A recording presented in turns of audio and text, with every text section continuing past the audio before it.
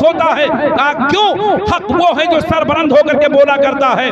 उस ईसाई पोप ने कहा रोजाना खूब बोलते थे, हिम्मत भी काम करती थी, ज़बान भी काम करती थी, इल्म भी काम करता था, मगर आज पता नहीं सबके सब जवाब दे रहे हैं, ज़बान भी बंद है, हिम्मत भी काम नहीं कर रही है, डर भी लग रहा है। क्यों? तो ईसाई पोप ने कहा लगता है इस मजमे में कोई मोहम्मद का कलमा पढ़ने वाला बैठा हुआ है, लगता है कि इस मजमे में कोई मोहम्मद का गुलाम बैठा हुआ है। अरे बोलो ना जोर से, कब बोलेंगे आप? इस जुमले को सुनने के बाद भी आप नहीं बोले। लगता है कि इस मजमे में कोई मोहम्मद का गुलाम बैठा हुआ है। इतना सुनना था, आवाज दी जाती, कौन है मोहम्मद का गुलाम? हम और आप होते। अभी लॉकडाउन में पुलिस के डर की वजह से हमने मस्जिद आना छोड़ दिया, जुमा छोड़ दिया, नमाज पढ़ना छोड़ दिया। पोजीशन ये रही कि हमने सब कुछ चेंज कर दिया, सब कुछ छोड़ दिया था, मगर कुरवारी वालों जब कहा कौन है मोहम्मद का गुलाम, तो हजरत खालिद बिन वलीद मस्त मौला की तरह उठ के मजमे में खड़े हो गए। अरे बोलो ना, इतना धक्का नहीं लगाना चाहिए, बोलो ना जोर से। उठ के खड़े हुए और कहा ओ लोगों पहचान लो, मैं हूं मोहम्मद का गुलाम, मैं हूं। कहा कौन हो? कहा मोहम्मद का गुलाम। मुसलमान क्या करने आए हो? दीन की तबलीग। किसने भेजा है? मदीने के मुस्तफा ने। तो तुम तने तनहा आए हो? कहा का मजमा देख रहे हैं आप, तादाद देख रहे हैं आप? जी। कागज शायद टूट पड़े आप पर तो क्या होगा? अब यहां अगर आप नहीं बोले तो आपसे बड़ा कोई कम नसीब नहीं होगा।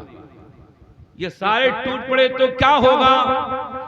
नहीं अभी ना कहिए, बात पूरी होने दीजिए। ये सारे टूट पड़े तो क्या होगा? खालिद बिन वलीद अल्लाह का नेक बंदा, नबी का, मुस्तफा का गुलाम, मुस्कुरा के बोला पहले गिन के बताओ, गिन के बताओ कितने लोग हैं ये? कहा 25 से 30 हजार का मजमा है। आप तने तनाए टूट पड़ेंगे तो क्या होगा? खालिद बिन वलीद मुस्कुरा के बोले अगर कम हो तो इतने और बुलाओ, अगर कम हो तो इतने ही और बुलाओ।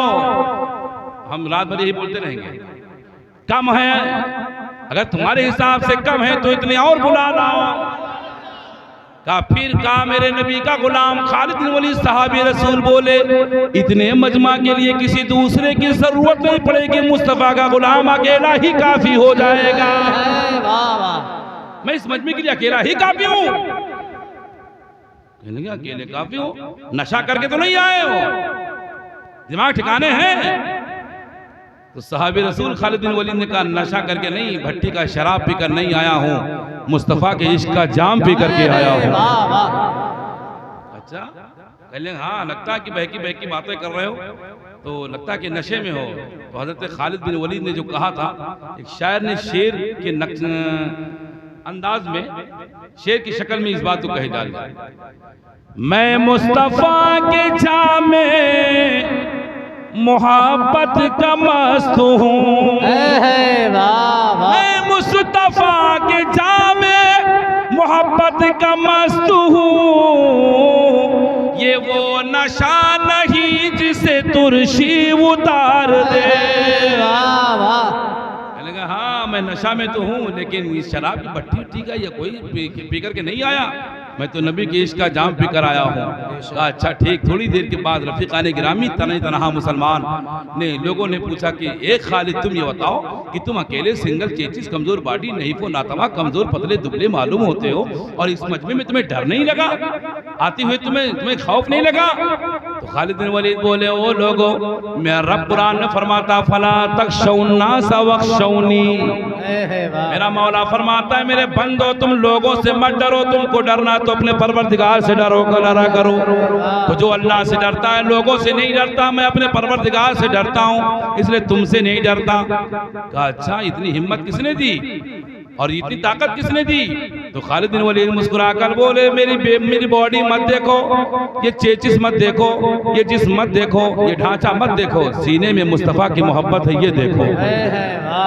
मैं नबी की मोहब्बत लेकर आया हूँ।